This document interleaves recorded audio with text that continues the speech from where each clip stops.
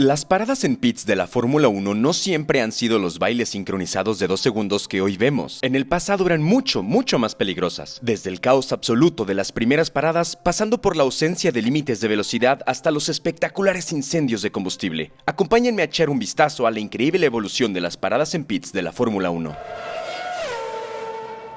El deporte motor comenzó casi tan pronto como se inventaron los coches. Todo empezó en Francia, a finales de la década de 1890. Estos pioneros competían en pistas polvorientas y sin asfalto en lo que hoy consideraríamos rally. Las primeras carreras de Gran Premio tuvieron lugar años más tarde, cerca de Le Mans, en una pista cerrada de 104 kilómetros. Una tripulación de 2 hombres hacía todo: la conducción, reparación y navegación. Tenían paradas programadas para repostar, pero aparte de eso solo se detenían si había un problema mecánico o una llanta ponchada, lo cual, debido a las horribles condiciones de la pista, era bastante habitual. Y fue aquí donde se demostró la importancia de las paradas en pits desde la primera carrera. Un Renault con llantas Michelin ganó la carrera.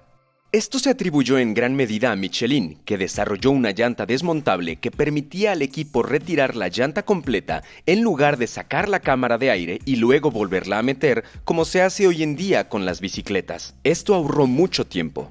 En los años 20 y 30 el formato de las carreras cambió y los coches de carrera se hicieron más fiables. Esto implicó que ya no fuera necesario un mecánico a bordo. Además, los coches eran más aerodinámicos, por lo que ya no había espacio para otro asiento de todos modos. Las carreras se disputaban ahora en vueltas en una pista cerrada, lo que permitía reparar los coches en un punto fijo, la mayoría de las veces en la recta de salida. La superficie de los circuitos se hizo mejor, pero las ponchaduras aún obligaban a cambiar las llantas. En aquella época las llantas se sujetaban con una sola tuerca de mariposa. La forma más rápida de soltar una tuerca era con un martillo. Las carreras eran largas y los pilotos no eran los mejores atletas como lo son hoy en día. Se refrescaban a menudo con champaña fría que algunos tomaban para mantener la concentración. A finales de la década de los 30, en los años de los grandes esfuerzos de las fábricas de Auto Unión y Mercedes, los coches eran máquinas de carreras a la punta de los conocimientos técnicos. Pero las paradas en pits aún dejaban mucho que desear. Como aún no se habían inventado los términos salud y seguridad, les ponían cientos de litros de combustible desde recipientes abiertos a través de embudos mal ajustados. Y a pesar de que los pilotos no llevaban cinturón, no consideraron necesario salirse durante la operación. En su lugar usaban toallas sobre los hombros para recoger derrames. Las llantas debían durar toda la carrera, pero como las superficies seguían siendo bastante malas, a veces terminaban destrozadas. Ahora lo damos por sentado, pero en aquella época no existían los pit lanes. No había un muro que separara la pista del lugar donde se detenían los coches. En lugar de eso, simplemente se ponían en marcha en la recta de salida junto a su garage y los mecánicos se ponían a trabajar. Todo esto mientras la carrera continuaba con coches corriendo literalmente a 1 metro al lado. No fue hasta los 50 cuando se empezaron a introducir pit lanes en algunos circuitos. Ahora parece una locura que no hubiera separación entre los coches y los pits, pero por otra parte, verter metanol puro desde una lechera también parecía una buena idea en esa época. Fue hasta el 57 cuando una carrera insinuó lo que sería el futuro de las paradas en pits. De ser simplemente un banco de servicios y reparación a utilizarse como una ventaja táctica. Para entonces, los coches de Gran Premio ya eran máquinas finas de competencia, los motores se forzaban al máximo durante la carrera y la tecnología en llantas había avanzado tanto que un juego podía durar toda la carrera. Los ingenieros resolvieron los problemas de consumo haciendo depósitos cada vez más grandes. Esto, por supuesto, hacía que los coches fueran más pesados al principio y mucho más difíciles de conducir. Entonces, en el Gran Premio de Alemania en el 57, Fangio decidió arrancar su Ferrari con el compuesto más blando de llantas y los depósitos a la mitad, sabiendo que tendría que parar para cambiar llantas y repostar. Su plan funcionó a la perfección y consiguió una ventaja de 30 segundos en las tortuosas curvas de Nordschleife a media carrera. Sin embargo, la parada en pits fue un desastre, ya que uno de los mecánicos dejó caer una tuerca bajo el coche y le costó más de 30 segundos. Fangio protagonizó entonces una de sus mejores carreras, remontando con una desventaja de 40 segundos. Pero debido al incidente de la tuerca, se consideró que la estrategia era muy riesgosa para intentarla, y la parada en boxes siguió siendo solo para emergencias durante los siguientes años. En la década de los 60, los coches se diseñaron para correr toda la carrera con los neumáticos con los que empezaron. En aquella época no existían las llantas lisas. Los compuestos de hule no estaban a la altura de las exigencias. Así que los equipos corrían con el mismo juego en seco o en mojado. Solo a finales de los 60, las llantas lisas empezaron a ser comunes. Claramente había que utilizar una llanta de lluvia cuando llovía, pero solo cuando cambiaban las condiciones había que cambiar las llantas. En esta época una parada en pits podía tardar más de un minuto. Los años 70 fueron una época emblemática para Fórmula 1, con diseños radicales y aumento de las velocidades, pero en realidad los equipos seguían siendo muy pequeños, con tal vez 10 personas haciendo todo el trabajo, lo que resulta inimaginable si se compara con los equipos de hoy. Así que cuando llovía y había que cambiar las llantas de lisas a mojadas, no había muchas manos disponibles para hacerlo eficientemente. Con tiempos de 40 segundos, si se hacía bien, los pits seguían siendo algo que había que evitar a toda costa. El mayor avance de esta época fue la introducción de la pistola neumática, que sustituyó a la anticuada llave de mano. Una pistola neumática es una herramienta que puede desatornillar una llanta en menos de un segundo, pero que si no se utiliza correctamente puede romper una muñeca. Sin embargo, las paradas en pit seguían siendo desorganizadas y en la zona a menudo reinaba el caos, con entusiastas y miembros del equipo todos agitando los brazos para guiar al piloto. El box, por cierto, es el término usado internacionalmente para describir la zona donde se detiene el coche delante del garage de pits. Pero en 1982, el legendario diseñador de coches Gordon Murray se inspiró en Fangio para darse cuenta de que, aunque no se podía repostar a media carrera, seguía siendo legal hacerlo. A partir del Gran Premio de Gran Bretaña apostó por arrancar los Brabham BT50 de Nelson Piquet y Ricardo Patrese con tanques llenos, para luego repostar y cambiar neumáticos a mitad de la carrera. Tuvieron que desarrollar nuevos equipos de combustible, ya que los existentes, alimentados por gravedad y usados en deportivos, no eran rápidos, así que presurizaron el sistema, forzando la mezcla de combustible en el coche. La mayoría de sus mecánicos llevaban trajes ignífugos y balaclavas, pero algunos solo se cubrían la cabeza. Inevitablemente, y contrario a la teoría de que los coches deben ser ligeros, fue probablemente el primer y único Fórmula 1 en portar gatos neumáticos integrados. Gracias a algunos incidentes, hubo que esperar hasta el Gran Premio de Austria para que los coches llegaran a la mitad de la carrera y a la parada en pits. Pero funcionó. Nelson Piquet lideró la carrera al entrar a pits para repostar combustible y llantas. Tardó más de 25 segundos en completarlo y salió de los pits a la cabeza de nuevo, solo para ser sacado de la carrera por un mal marcador en vueltas más tarde. Pero el juego había cambiado y la mayoría de los equipos diseñaron coches para las siguientes temporadas con sistemas de repostaje.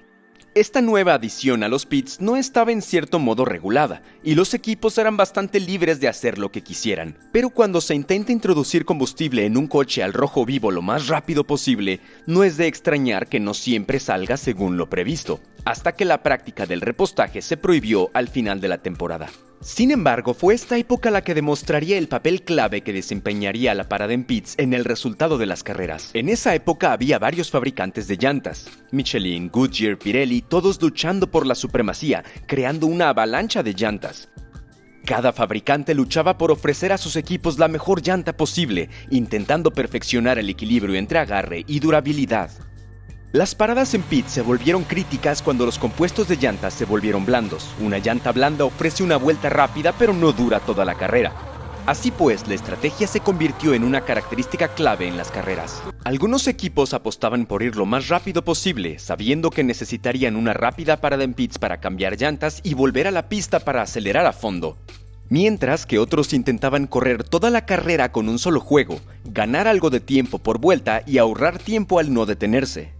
Probablemente la demostración más memorable de esto fue en 1986. En el Gran Premio de Australia en las calles de Adelaide, Nigel Mansell solo necesitaba terminar tercero para conseguir su primer campeonato mundial. El equipo Williams planeó correr ambos coches hasta el final con un solo juego, pero la degradación de las llantas durante la carrera fue peor de lo previsto. Y a 19 vueltas de la final, una ponchadura en el eje trasero dañó el coche y lo dejó fuera de la carrera, echando abajo sus esperanzas de conseguir el título. Mansell tardó otros 7 años en ganar un título mundial. Para entonces los equipos ya eran más profesionales. Las paradas en pits eran un área tan importante como la de la configuración del coche. Si tenemos en cuenta que un equipo invierte grandes recursos en el diseño para ganar unas décimas por vuelta, una buena o mala parada en pits puede hacerte ganar o perder mucho más. En los 80s y 90s, en cuanto a los elementos técnicos de la parada en pits, no hubo muchos cambios. Los tiempos se redujeron a más o menos 5 segundos para un buen cambio de 4 llantas, por lo que se hizo menos probable que un equipo tratara de no parar en absoluto. Una de las cosas más sorprendentes de esa época era el hecho de que no había límites de velocidad en el pit lane. Los coches podían correr por todo el pit lane lo más rápido posible, Intentaban entrar en box a través de la multitud de mecánicos de los equipos para luego volver a salir a fondo perdiendo el menor tiempo posible. En esos tiempos la salud y la seguridad eran inimaginables, pero sorprendentemente solo hubo un puñado de incidentes. Sin embargo, el único incidente que cambió las cosas fue en el Gran Premio de Imola, en aquel fatídico fin de semana del 94. El Minardi de Michele Alboreto perdió una rueda justo antes de la salida de boxes y golpeó a 4 mecánicos de Ferrari que esperaban en su lugar. Después de la carrera, se limitó el personal de los equipos en el pit lane y se introdujo una velocidad máxima de 100 km por hora, que se mantiene desde entonces. En el 94 también se reintrodujo el repostaje. Las cosas habían cambiado mucho desde su prohibición 10 años antes. Cada equipo debía utilizar un sistema suministrado por el organismo rector, y la velocidad a la que se bombeaba el combustible se fijó a un ritmo más lento. Eso hasta que Benetton, tratando de ganar ventaja aumentando el flujo de combustible, alteró ilegalmente el equipo, lo que lo llevó al espectacular incidente de Jos Verstappen en el Gran Premio de Alemania. En la carrera, para estar parados el menor tiempo posible, los coches a veces salían antes de que la manguera de combustible se hubiera desconectado, con las evidentes consecuencias. A pesar de los incidentes, no fue sino hasta 2010 cuando se volvió a prohibir el repostaje en carrera. Del 94 a 2009, las paradas en pit se definían realmente por el tiempo en que se tardaban en repostar. A menos que hubiera un problema con la tuerca, las llantas se habrían cambiado mucho antes de terminar el repostaje. Todo esto cambió en 2010, cuando se convirtió en una carrera tanto para los pilotos como para los mecánicos. Se introdujeron normas que obligaban a los equipos a utilizar al menos 2 compuestos. Las paradas en pits crearon muchas variables emocionantes y la estrategia se convirtió en una parte esencial. Las paradas en pit se convirtieron en danzas coreografiadas de 20 personas, ataviadas de pies a cabeza con equipo de seguridad todos sincronizados, cambiando las 4 ruedas en 2 segundos. Para conocer a fondo las paradas en pits de Fórmula 1 actual, vean el video que hicimos para comprender los detalles de este impresionante sistema. El equipo de pits es ahora una parte integral de todo el equipo y se prepara con tanta precisión como cualquier otra parte del coche. Aunque todo el personal de pits desempeña otras funciones, una gran parte de su trabajo es entrenar, analizar y perfeccionar su papel individual. Todos llevan su trabajo con mucho orgullo y eso se nota cuando saben que han hecho una buena parada. En cambio, resulta evidente cuando no lo hacen bien. La cruda realidad de los pits es que un equipo de boxes raramente puede ganar una carrera, pero puede perderla fácilmente. Como se puede ver, las paradas en pits han pasado de ser una necesidad y de ser evitados a toda costa a trascender en un elemento fundamental de la Fórmula 1. Que se ha añadido a la mezcla de un gran espectáculo. Los ames o los odies están aquí para quedarse y han demostrado que es algo más que un piloto o un coche lo que gana una carrera.